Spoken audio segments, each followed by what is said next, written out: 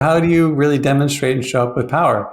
I can think of a few ways right away. I mean, I was talking to a colleague at the business school, at Tulane Business School, where I'm teaching right now, and sometimes students, very successful, ambitious, aggressive students, they can start to really question why faculty do a certain way, and there's a certain level where it's important to really help students understand situations. It's important. There's a certain where you really want to help your team understand, a situation.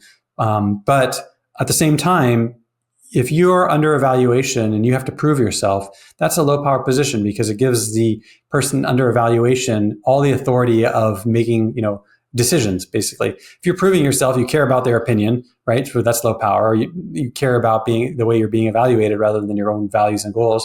And they're the ones who are seeking information. So they're the ones evaluating their own goals. That's why they're questioning you. So a way to turn this around, if you really feel disempowered, is stop focusing on yourself and being self-conscious, and instead turn it around and start to be curious about the other person. Now, that doesn't mean like you have to, be judgmental. That's not at all. It just means like start to get curious about why the other person's maybe asking questions or what is the other person's perspective. And the more you ask questions, the more you're curious about them, and the more power you get.